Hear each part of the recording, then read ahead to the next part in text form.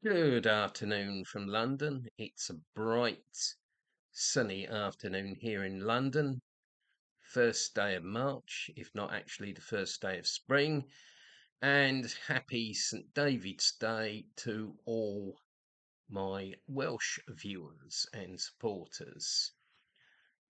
This is Dr. Dermot Hudson, the chairman of the British Group for the Study of the Juche idea, chairman of the Korean Friendship Association of the UK, an official delegate of KFA for the UK, and of course the owner of this self-same channel, Songam 007, the militant voice of Songam and Juche in the UK, defending people's Korea with no ifs or buts. And today I decided to make a short video about the anniversary of a very important work by the great leader, Comrade Kim Jong-il. The abuses of socialism is intolerable. And of course, today is the 32nd anniversary of the publication of that work, which was to refute the slanders and abuse of socialism by the imperialists and world reactionaries following the counter-revolutions that occurred in a number of countries, such as the USSR. And it was indeed a very valuable work. It was written only 18 months after the final dissolution of the USSR. Of course, that was uh, a process that had really been underway since 1956 when Khrushchev opened his big mouth and slandered Stalin at the 20th Congress of the Communist Party of the Soviet Union. But as they say, this is another story. So I think it was very important that Comrade Kim Jong-il, leader of a socialist country, People's Korea, which bravely upheld the red flag of socialism after socialism being frustrated in so many countries, wrote a work defending socialism.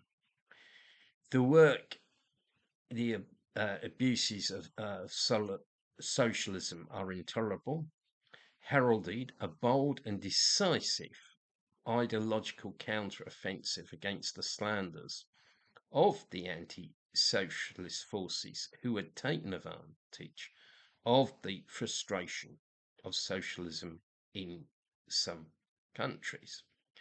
Comrade Kim Jong-il explained very lucidly, and I'd like to quote, "The collapse of socialism in many countries was an outcome of the conspiracy and collusion by the imperialist and counter-revolutionary forces and a result of the ideological and cultural infiltration of imperialism and the corrosive action of right opportunist ideas.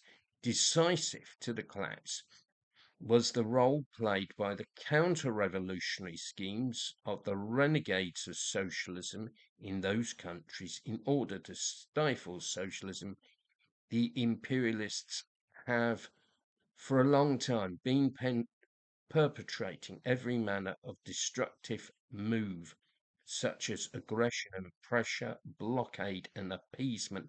At the same time, they have used as their stooges the degenerates and traitors to the revolution who appeared in the upper strata of the communist and working class movement.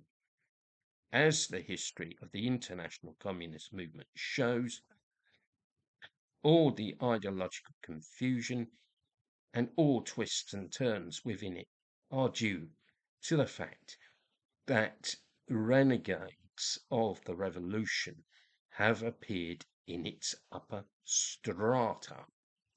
End of quotation.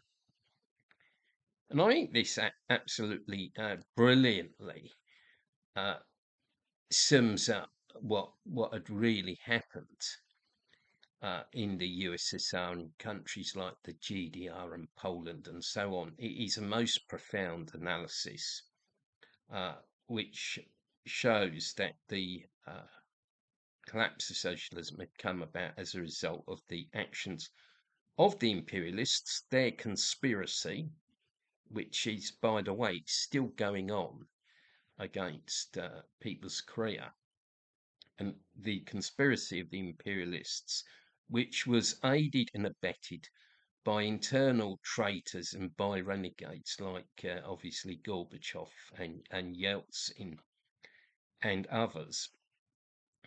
And the right opportunists, the revisionists, had basically served as the agents of imperialism in the international communist movement.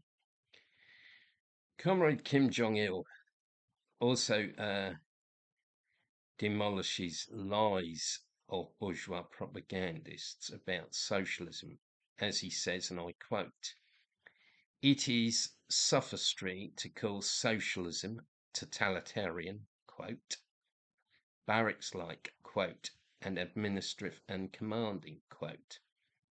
Totalitarianism served as the political idea of fascist dictators, notorious Hitler in Germany and Mussolini in Italy, used totalitarianism as an ideological tool to justify their fascist dictatorship.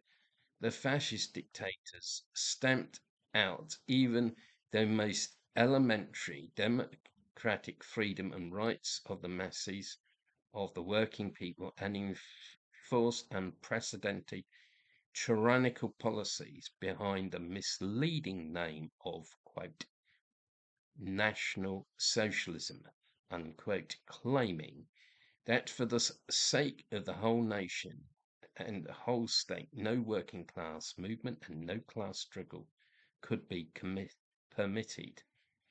The reactionary nature of totalitarianism is that the interests of the working people are sacrificed for the sake of the rapacious interests of the reactionary ruling class under the pretense that the individual should be subordinated to the whole. What is meant by the whole in totalitarianism is not the whole of the popular masses, but a tiny handful of privileged circles, such as monopoly capitalists, major landowners, and warlords.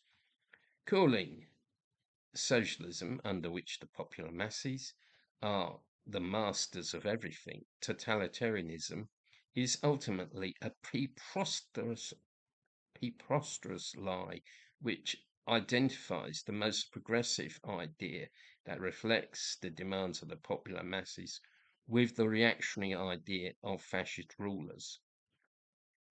Denouncing socialism as being barracks-like is also absurd. The socialist way of life is defined by ideology and varies according to the social system. Socialism is the most progressive ideas that reflects the intrinsic demands of the people, and the socialist system is the most advanced of systems under which the popular masses enjoy an independent and creative life to the full. The restraint of their independence and creativity occurs not under the socialist system, but under the capitalist system. Capitalist society, where the working people are the slaves of capital, cannot ensure a fruitful life, independent and creative for them. Claiming that socialism is, quote, barracks-like is pernicious propaganda that attempts to turn black into white. End of quotation. I think this is an extremely important quotation from Comrade Kim Jong-il. He hits the nail on the head, and I think it totally refutes the idea that the DPRK is fascist, which is being put about by hired bourgeois propagandists. And, nothing could be further from the truth. Fascism cannot arise in People's Korea. because it is a socialist country. It's a socialist system.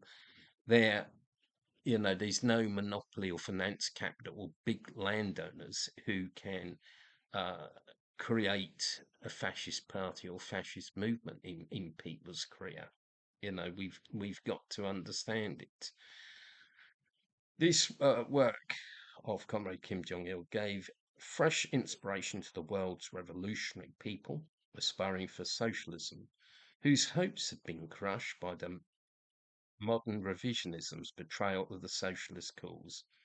It was and is a bright beacon for the revival of the world socialist movement. The work Abuses of Socialism is as relevant as it was when it was published 32 years ago. It is indeed vital reading for Juche idea followers and true friends of people's career that should be read over and over again. Thank you very much for listening to this video. If you're not already a subscriber, please hit the subscribe button. Also check out our affiliated channel, Korean Friendship Association of the UK. We're gradually adding more content to that and trying to revive that channel. You can support us by participating in our events, both in real life and online. We've got an online reading session coming up on March the 15th. There's details on our Facebook page and other social media. Also, film night on March 31st. You can help us by donating money to KFA UK or to myself. And I've written many books defending people's career and explaining the Juche idea, and several other people in KFA UK and the British Group for the Study of the Juche idea have. So please check out the link in the description of this video. Anyway, I wish everybody a great day, this first day of March, and see you all again soon. Goodbye.